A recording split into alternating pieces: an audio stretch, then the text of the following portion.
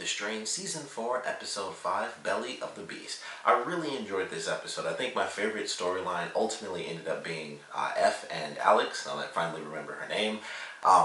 Their journey going through the house and like finding the girl's phone, and it's like, okay, well, we have, a bit of a safe haven. Maybe we can find her. Of course, and I figured, I think we all kind of figured she would be dead. They end up finding that out towards the end of the episode, but for a little bit, they have a bit of a safe haven. The whole town's been, I can't say wiped out, but they've all left. They've gone to this New Horizons place once again. They're just a little bit too far behind. And it's like, well, no signs of struggle. Everyone just left, and it's, greener pastures, that sort of thing. So they're in this house for a little bit, and it's really the only, admittedly, I would say this is like the only real point of like peace throughout the entire episode. Like the other storylines, it was just like, there are moments where it lulls a little, but there's no true peace. Like, there's nothing that happened with Dutch that had anything to do with peace. Like, everything she dealt with was just struggles. Like, she was succeeding like, towards the end, but it was all struggles 100%. So they have, this quiet moment of reflection, and they talk with each other. And then it leads to them meeting this woman who actually took off from New Horizons. And she takes off from, the greener pastures, and it's just like, as soon as we went in, I thought something was weird. And unfortunately, as soon as they meet her, she tells them, like, hey, I've been infected, and it was like, I just thought it would be better to be here than to be there, and, kind of in between that, she ends up being infected. So she does end up taking them back, which I thought was actually very interesting, that she did decide to, take them back and, help them find what they were looking for. And so they get down to this point where she's like, all right, this is pretty much, as far as I'm going to go. They get to basically the place with all this luggage, and it's just, that's where everything is kind of left behind, and people are either killed or processed or, both.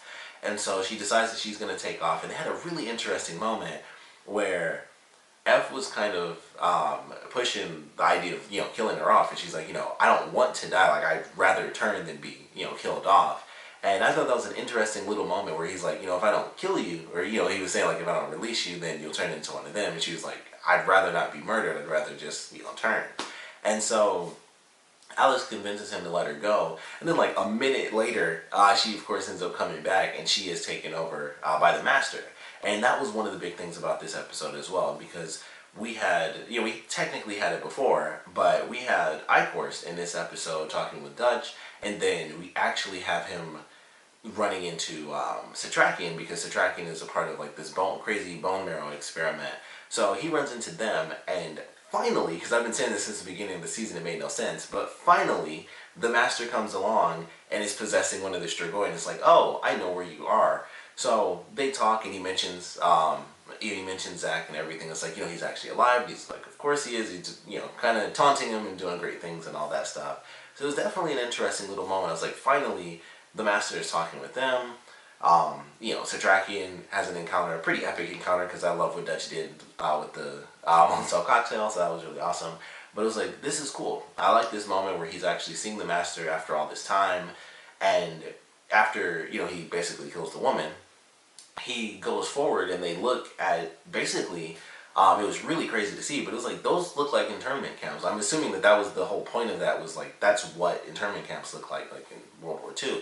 And it was really crazy to actually see that, because I'm like, they didn't actually say that, they didn't reference it, but as soon as I saw it, I'm like, that's what that looked like, like with Nazis and stuff like that, and it was just like, that's exactly what that looked like. And it was just really crazy to me that was how they chose to symbolize it, but it made perfect sense. And it was just like, man, this is a really crazy ending to really see it with that sort of imagery where it looks exactly like it did, in the real world.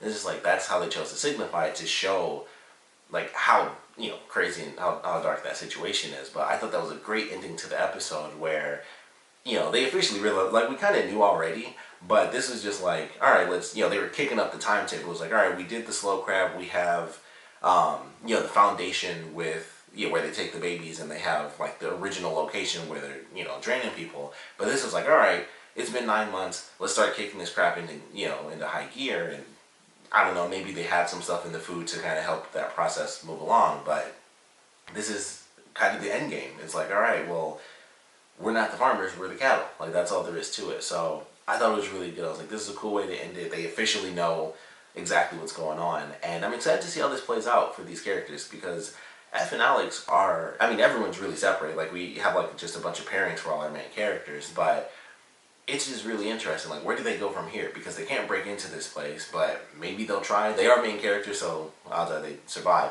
But it's just like, I don't understand, where they go from here. So I'm actually really excited for that. Dutch's storyline I thought was really great. Watching her and just her dealing with everything that was happening, her being busted. I mentioned in my last review, was like, she should just be killed off, but of course, as a main character, something's going to happen. So she goes through the processes. They talk to her and this and that. That's when Icorus comes in. It's like, oh, okay, now I kind of understand what's happening. He knows who she is and stuff. And I just really liked her storyline. And it was just like, the way they did it was, he started to freak out, Icorus, because it's like, oh crap, Setrakian's here. Like, he thought he'd get answers from her, and then it's like, well, I don't know where he's at. We got separated as soon as we got here, which, if I remember right from, like, the flashback episode was 3 months ago.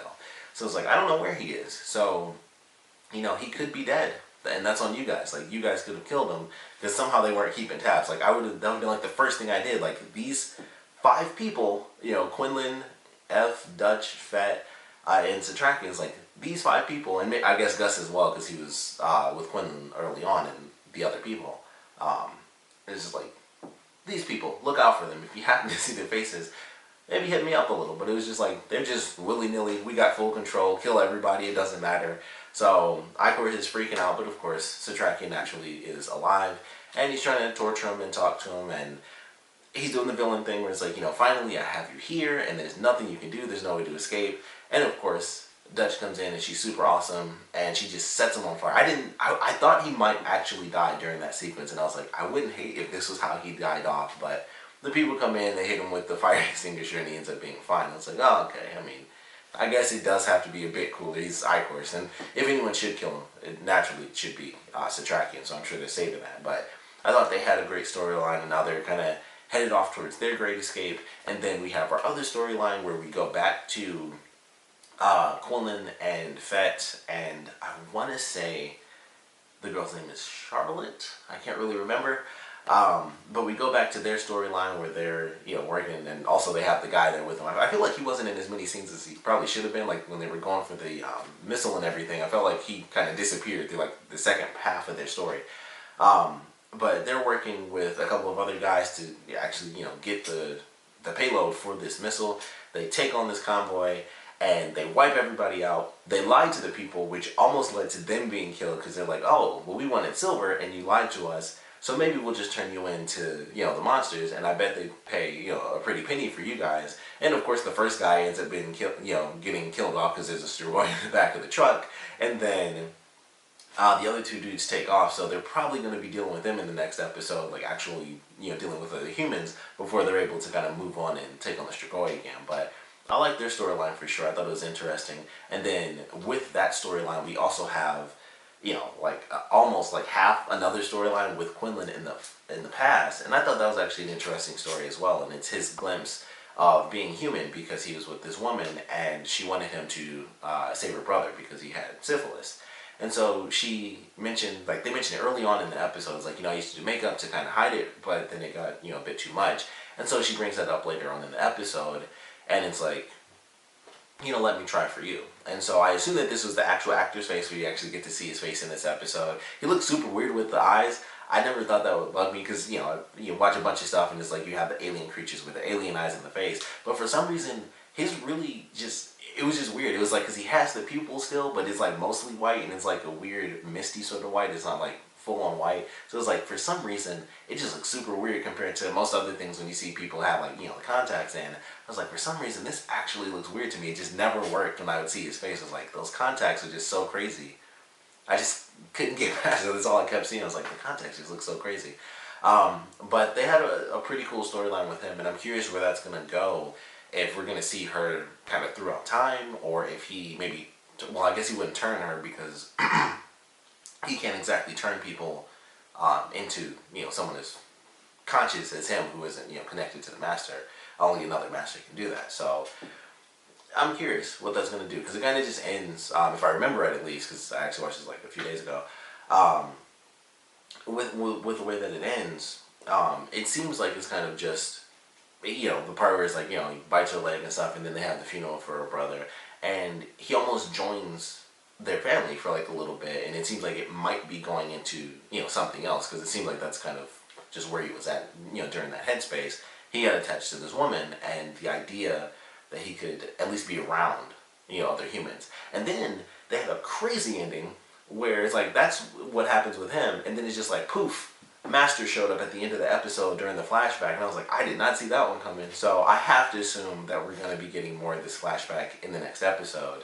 But I'm just curious how that's going to play out. If he does end up helping her survive as well as the little girl, does that continue on for like decades and stuff until eventually they both get killed by the Master?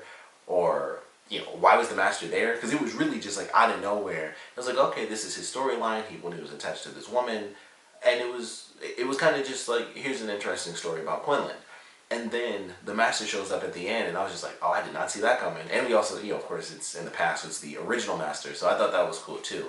But I was like, all right, well, I certainly didn't expect this to be anywhere during this flashback. So he shows up, and then it's just like, all right, well, this has to lead to something crazy. So I assume this is like another battle, and who knows, maybe she'll end up showing up, like we find out she's still alive, or maybe the little girl is or something. And now they're working, for the Master or something crazy, just to have that emotional challenge for Quinlan, which I think would be cool. For me, totally honest, I think that would be cool. I don't know how many episodes we have for this season. We're still early on, so they could easily, kind of make it work where she comes in later. But I was like, all right, I'm excited to see where this goes. I thought it was cool in general. It was like, I didn't think it was much. It was almost like a filler story a little bit, because it was just a random story that didn't really seem to tie in much with the present storyline, because it's not like there was another girl that he was really talking to. He was just, hanging out, with the people he's hanging out with, acting as if he doesn't care for them, which had a great moment with Fett, where it's like, he kills a dude, or I think it was a Strigoi maybe, and he's like, ignore the fact that ignore the longing to acknowledge the fact that I saved your life again. And he's just like, I won't, and he walks off, and then Quinlan kind of smirks, and I was like, that was a cool little moment, because he's like the tough guy who doesn't act, he acts as if he doesn't care about anyone, but he likes them, that's why he hangs out with them, plus they help him, so a win-win situation. But I was like, alright, it wasn't that big of a deal for the main, the current timeline story, but for the flashback, it was still just like, alright, here's a former relationship that he had.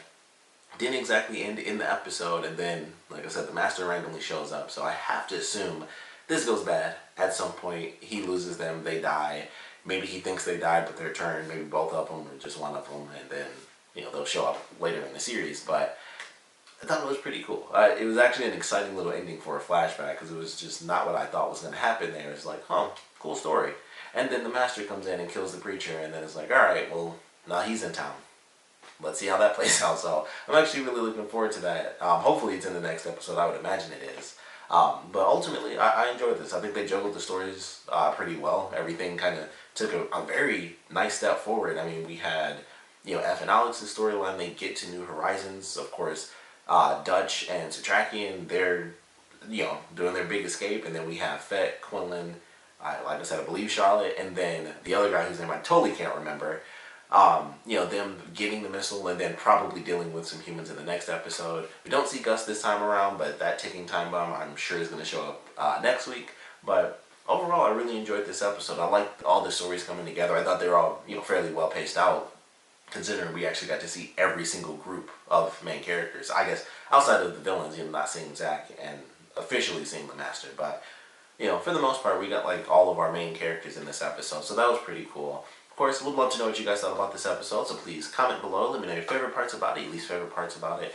And I definitely want to know what you guys think of New Horizons and the reveal for that, and what you think that might do for the characters, because everyone's still fairly split up. I don't think we even know technically where Quinlan and Fett really are. I don't think they may have, I'm sure they showed it, but I don't really remember what state they're in, but I'm pretty sure they're in different states. I believe the Foundation is still in New York, because that was like the location for where they do the stuff with the babies is the original location, so that has to be New York still. But it's just like, man, everyone's still so split up, and I'm just like, how do they come together? Like, what brings them all together? But if there's anything, I would think that them learning this part of the story would kind of push Eph to kind of branch out and be like, all right, we need to find basically the rest of my team, because they're like the only people I know that can combat this, especially with Setrakian and Quinlan. So it's like, we have to find them. I feel like that might be what that leads to, where it's like that's that push for Eph to get back in touch with the rest of the main characters. But I'd love to know what you guys think of New Horizons, the reveal of it, what that means for the characters and the story as a whole for this season. And of course, I want to know what you guys thought about this episode in general, so please comment below, let me know, and thanks for watching.